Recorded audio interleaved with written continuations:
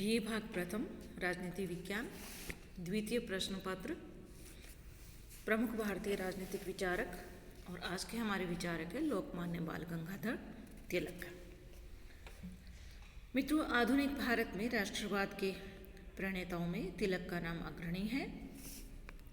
भारतीय राष्ट्रीय कांग्रेस ने उसकी स्थापना के काल से ही उदारवादियों का वर्चस्व रहा है। उदारवादी नेता अपने पवित्र मंतव्यों के पश्चात भी आग्रह की अपनी पद्धतियों से ब्रिटिश सरकार को भारत में वांछित सुधारों के प्रति प्रेरित नहीं कर सके। उदारवादी रीति नीति की असफलता की सहज प्रतिक्रिया में देश के विभिन्न हिस्सों में राष्ट्रवादी आंदोलन की धारा फूटने लगी। पंजाब में लाला लाजपत राय, बंगाल में बिपिन चंद्र पाल और महाराष्ट्र में लोकमान्य बाल गंगाधर तिलक ने राष्ट्रवादी चेतना का शंखनाद किया। कांग्रेस के मंच पर इन नेताओं के सामूहिक प्रयत्नों से राष्ट्रवादी आंदोलन को अखिल भारतीय स्वरूप प्राप्त हुआ। कांग्रेस में राष्ट्रवादियों की यह त्रिमूर्ति लाल बाल पाल के नाम से सुविख्यात हुई। इस त्रिमूर्ति में तिलक वरिष्ठतम तो थे ही, इन सब में प्रमुख भी थे। उनके विषय में महर्षि अरविंद ने लिखा था, वे भारत के 2 या 3 ऐसे प्रमुखतम व्यक्तियों में से थे जिनकी संपूर्ण देश ने आराधना की और अनुसरण किया। तिलक ने राष्ट्रीय आंदोलन में एक नई चेतना का संचार किया और राजनीतिक चेतना को बुद्धिजीवियों के वाणी विलास की अपेक्षा जनमानस के स्वाभिमान और राष्ट्र गौरव की अनुभूति का पर्याय बना दिया। यद्यपि तिलक को अपने दृष्टिकोण और पद्धतियों के कारण कांग्रेस में उदारवादियों के कड़े प्रतिरोध का निरंतर सामना करना पड़ा, तथापि उनके विरोधी भी उनकी उद्दाम देशभक्ति, मातृभूमि की सेवा की उत्कट लालसा और देश की सेवा के लिए बलिदान और त्याग करने की तत्परता आदि गुणों के प्रशंसक थे। तिलक भारत के संभवतः प्रथम ऐसे नेता थे जिन्हें राजनीतिक आंदोलन के लिए कारावास भेजा गया। उनका संपूर्ण जीवन त्याग, तपस्या और बलिदान की ओजपूर्ण गाथा है। आइए जानते हैं उनका संक्षिप्त परिचय। मित्रों, तिलक का जन्म महाराष्ट्र के कोंकण जिले के रत्नागिरी में 23 जुलाई 1856 को हुआ था। 23 जुलाई 1856। गोखले की भांति वे भी महाराष्ट्र के प्रसिद्ध चित्पावन ब्राह्मण समुदाय के थे। तिलक का जन्म एक ऐसे परिवार में हुआ जो अपनी धर्मपरायणता, विद्वता और धार्मिक परंपराओं के पालन में कट्टरता के लिए विख्यात था। उनके पिता शिक्षक थे और वे संस्कृत के प्रकांड विद्वान थे। गणित पर भी उनका अच्छा अधिकार था। इस प्रकार तिलक को जो वातावरण बाल्यकाल में मिला उसमें ज्ञान की गरिमा और परंपराओं के प्रति प्रतिबद्ध आस्था का विलक्षण समन्वय था। तिलक के पिता ने उनमें संस्कृत और गणित के प्रति रुचि प्रारंभ से ही उत्पन्न कर दी। जब तिलक 10 वर्ष के ही थे तो उनके पिता का स्थानांतरण पूना हो गया।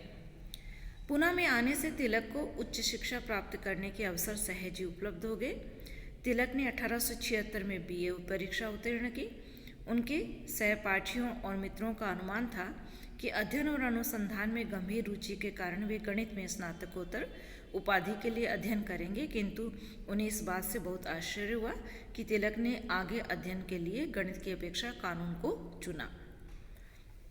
सहपाठियों की इस जिज्ञासा पर कि उन्होंने उच्चतर अध्ययन के लिए कानून का चुनाव क्यों किया, तिलक द्वारा दिए गए उत्तर ने यह स्पष्ट कर दिया कि उन्होंने देश सेवा और संघर्ष का मार्ग अपने लिए पूर्णतः निश्चित कर रखा था। तिलक ने कहा, मैं अपना पूरा जीवन केवल जनता के उत्थान के लिए समर्पित कर देना चाहता हूँ। अतः मैं समझता हूँ कि इस कार्य में साहित्य व विज्ञान में विश्वविद्यालय की उपाधि की अपेक्षा कानून का ज्ञान अधिक उपयोगी सिद्ध होगा। मैं ऐसे जीवन की कल्पना भी नहीं कर सकता जिसमें कि मेरा ब्रिटिश सत्ता के साथ टकराव न हो। ये तिलक का कहना था। यह स्पष्ट था कि तिलक कानून की उपाधि, सरकारी सेवा में प्रवेश करने के लिए योग्यता अर्जित करने अथवा वकालत करके प्रचुर धन कमाने की इच्छा से प्राप्त नहीं कर रहे थे।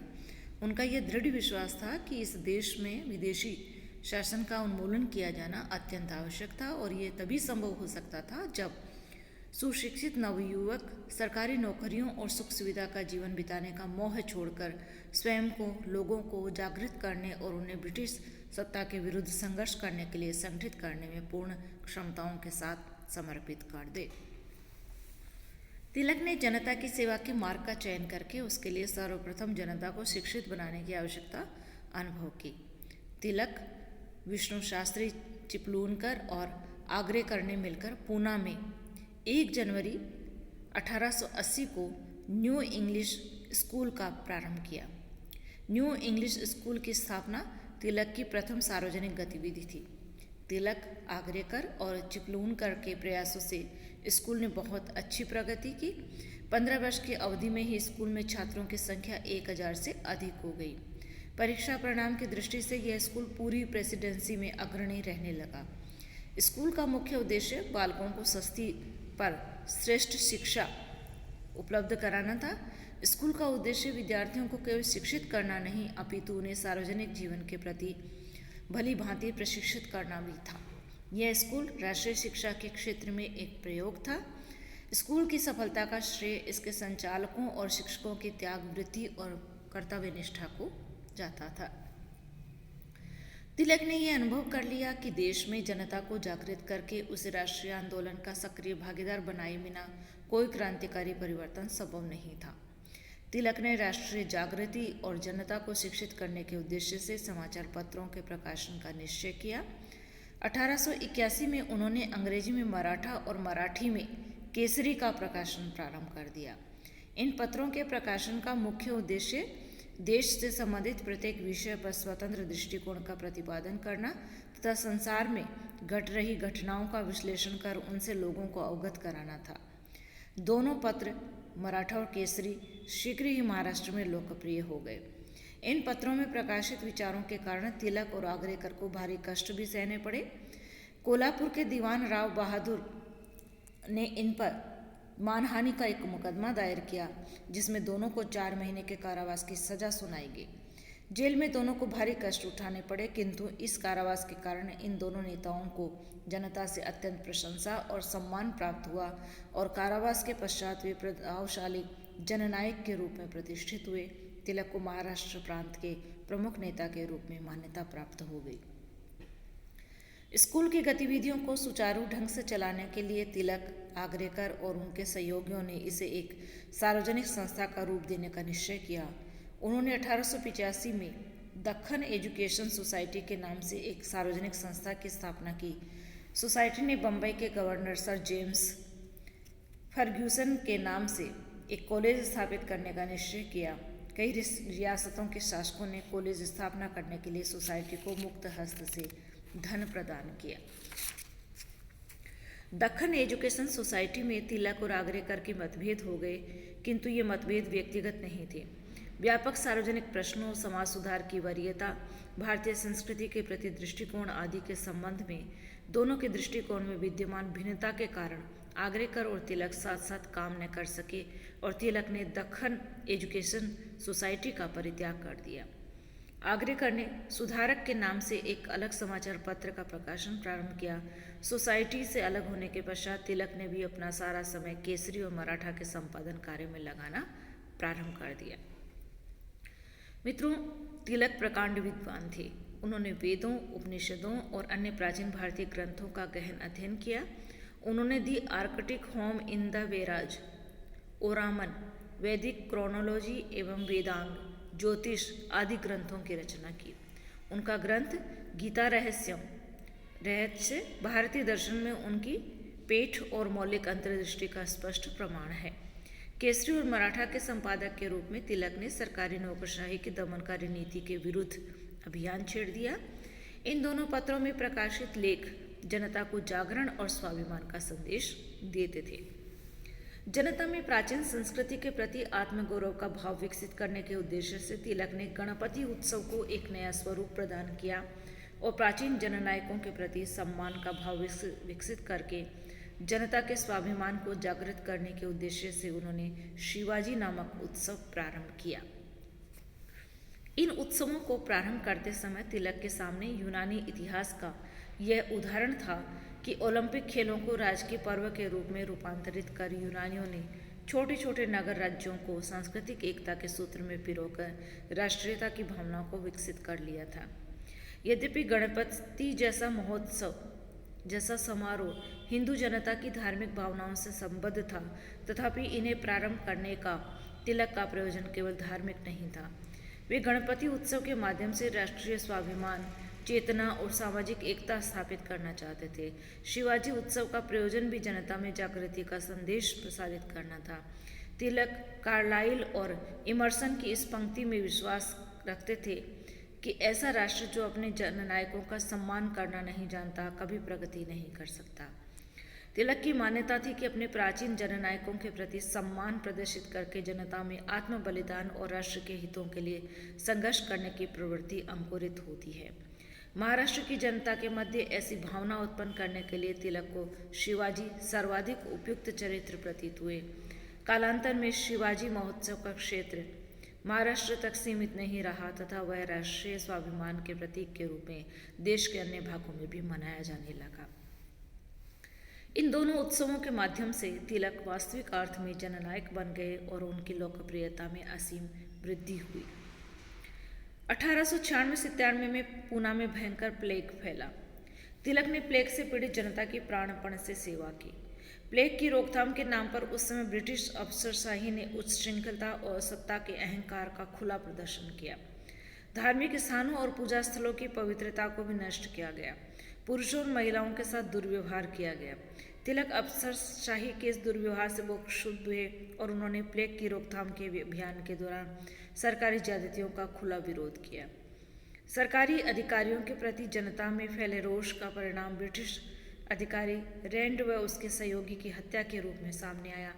तिलक पर लोगों को हत्या के लिए उकसाने का आरोप लगा। यद्यपि तिलक का इस हत्या से प्रत्यक्ष या परोक्ष किसी प्रकार का कोई संबंध स्थापित नहीं हो पाया।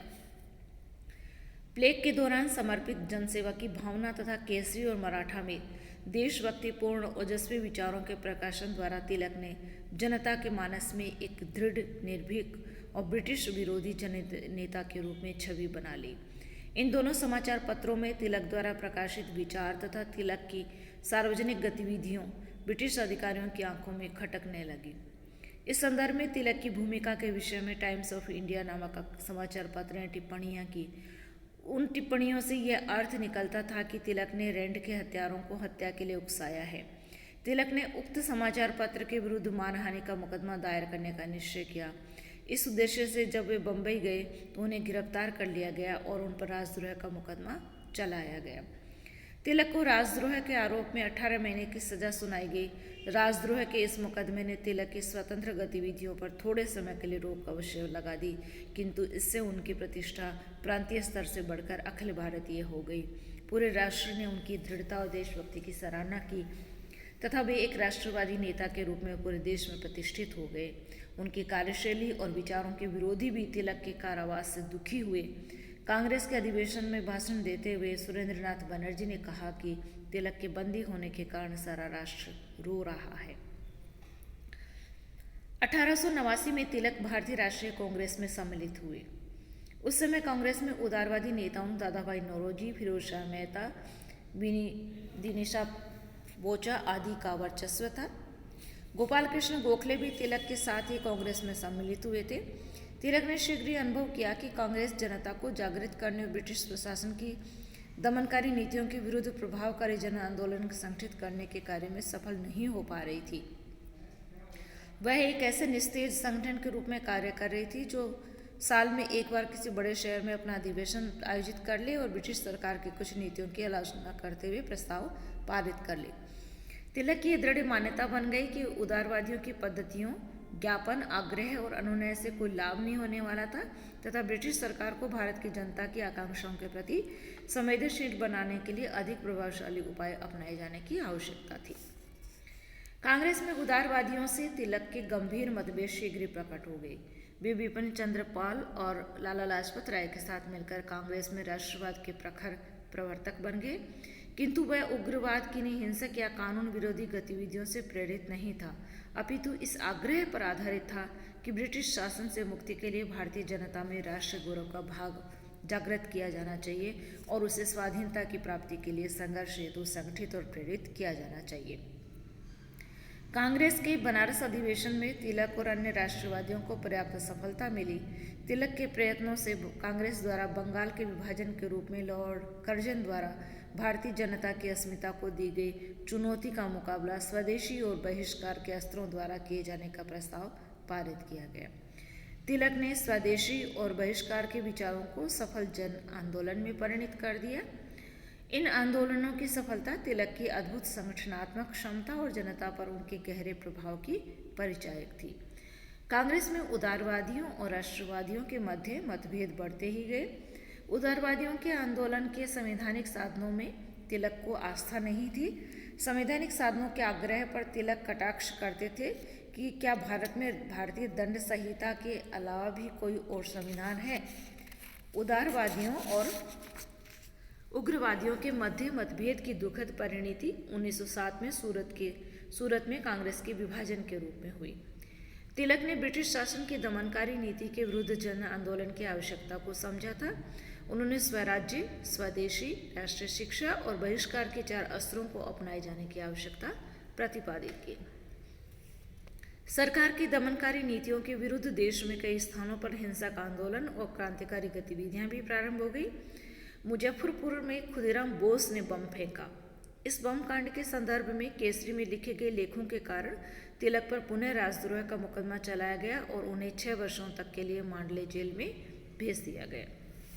यद्यपि तिलक पर लगाया गया राजद्रोह प्रकटतः केसरी में लिखे गए उनके लेख देश का दुर्भाग्य में उनके द्वारा कथित रूप से ब्रिटिश सरकार के विरुद्ध घृणा और राजद्रोह के भाव भड़काने वाले विचारों के आधार पर लगाया गया, किंतु इसका वास्तविक कारण यही था कि उस समय तक सरकार तिलक की बढ़ती हुई लोकप्रियता तथा जनमानस में अपने देशभक्तिपूर्ण विचारों के प्रभाव से भयभीत हो चुकी थी। तिलक के 6 वर्षों के कारावास के विरोध में बम्बई के मिल मजदूरों ने 6 दिन की हड़ताल रखी। यह तिलक की लोकप्रियता और जनमानस में उनके प्रभाव का स्पष्ट प्रमाण था। मांडले जेल में तिलक को लगभग एकांतवास में रखा गया। जेल की भौतिक दशाएं और जलवायु तिलक के स्वास्थ्य के अनुकूल नहीं थी। कारावास की कठिनाइयों का तिलक के स्वास्थ्य पर प्रतिकूल प्रभाव पड़ा, किंतु तिलक ने इस अवधि का सार्थक उपयोग स्वाध्याय और लेखन में किया। उन्होंने अपनी प्रसिद्ध पुस्तक गीता रहस्य मांडले जेल में ही लिखी। जून 1914 में मांडले जेल से छूटने के पश्चात उनके स्वास्थ्य को देखते हुए उनके कई मित्रों ने परामर्श दिया कि वे सक्रिय राजनीति से संन्यास लेकर अपना शेष जीवन अध्ययन व लेखन में लगा दें। तिलक ने इस प्रस्ताव को स्वीकार नहीं किया और भावपूर्ण शब्दों में कहा कि यदि भारत स्वतंत्र हो गया तो वे अपने आप को पुस्तकों के प्रति समर्पित कर देंगे तथा लेखन और अध्यापन में अपना शेष जीवन गुजार देंगे। उन्होंने कहा कि ऐसा लगता है कि राजनेता के रूप में मृत्यु मेरी नियति है और इस नियति को मैंने प्रसन्नतापूर्वक स्वीकार किया है। जेल से बाहर आने के पश्चात तिलक ने 3 स्तरों पर सार्वजनिक गतिविधियों को प्रारंभ किया। प्रथम, कांग्रेस का पुनः एकीकरण, द्वितीय, नेशनलिस्ट पार्टी का पुनः संगठन और तृतीय, होम रूल आंदोलन का प्रारंभ। 1916 में तिलक लखनऊ के कांग्रेस अधिवेशन में सम्मिलित हुए। कांग्रेस का लखनऊ अधिवेशन उग्रवादियों और उदारवादियों के मध्य औपचारिक पुनर्मिलन मात्र नहीं था। कांग्रेस में अपने पुनः प्रवेश के माध्यम से तिलक ने कांग्रेस के रूपांतरण का मार्ग प्रशस्त कर दिया और आने वाले वर्षों में भी उसे एक ऐसे संघर्षकारी संगठन का रूप दे सके जो जनता में राजनीतिक चेतना उत्पन्न करके उन्हें उनके अधिकारों और दायित्वों के प्रति सजग बना सके।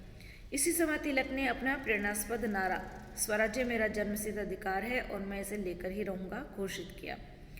कांग्रेस के मंच से स्वराज्य का आह्वान एक संगठन के रूप में कांग्रेस के चरित्र का गुणात्मक रूपांतरण था। तिलक ने प्रयत्न किया कि कांग्रेस की गतिविधियों से जनसामान्य को जोड़ा जाए। वे अपने स्वास्थ्य की परवाह न करते हुए देश के कोने कोने में स्वराज्य का संदेश प्रसारित करने लगे। 1918 में तिलक ने इंग्लैंड की यात्रा की। तिलक की यह यात्रा लॉर्ड शिरोल द्वारा लिखी गई पुस्तक द इंडियन अनरेस्ट के तिलक के संबंध में व्यक्त किए गए अवमाननापूर्ण विचारों के लिए उनके विरुद्ध मानहानि का मुकदमा दायर किए जाने के संबंध में थी। यद्यपि तिलक को ब्रिटिश न्यायपालिका के पक्षपातपूर्ण रवैये के कारण इस मुकदमे सफलता नहीं मिली, किंतु अपने इंग्लैंड यात्रा का सार्थक उपयोग उन्होंने होम रूल लीग की स्थापना करके किया। इंग्लैंड यात्रा से भारत लौटने पर तिलक का बम्बई में अभूतपूर्व स्वागत किया गया। 1918 में वे दिल्ली में कांग्रेस अधिवेशन के अध्यक्ष चुने गए, किंतु उस समय तक भारत वापस न आ पाने के कारण उनकी अनुपस्थिति में महामना मदन मोहन मालवीय को अध्यक्ष बनाया गया। 1919 में कांग्रेस के अमृतसर अधिवेशन में तिलक ने 1919 के भारत शासन अधिनियम के रूप में प्रस्तावित सुधारों के प्रति असंतोष व्यक्त किया। वास्तव में वस्तुतः भी उस समय सुधारों की ऐसी योजना के पक्षधर थे जो भारत में समयबद्ध आधार पर पूर्ण उत्तरदायी शासन की स्थापना के उद्देश्य के प्रति समर्पित हो। 1919 में गांधी जी कांग्रेस संगठन में महत्व प्राप्त करने लगे थे। जलियांवाला बाग में बर्बर नरसंहार की घटना ने गांधी को क्षुब्ध कर दिया था। उन्होंने ब्रिटिश सरकार की नीतियों के विरुद्ध असहयोग आंदोलन का प्रस्ताव किया। गांधी जी द्वारा प्रस्तावित असहयोग आंदोलन की रूपरेखा से तिलक सहमत नहीं थे, किंतु कांग्रेस ने गांधी जी के प्रस्ताव को स्वीकार कर लिया और 1 अगस्त 1920 को असहयोग आंदोलन का सूत्रपात करने का निश्चय घोषित किया। 1 अगस्त 1920 को ही तिलक का बम्बई में निधन हो गया। तिलक का निधन और गांधी जी द्वारा असहयोग आंदोलन का सूत्रपात देश के राजनीतिक भविष्य के रूपांतरण का संकेत था। तो ये था लोकमान्य बाल गंगाधर का संक्षिप्त परिचय। आज के लिए इतना ही। धन्यवाद।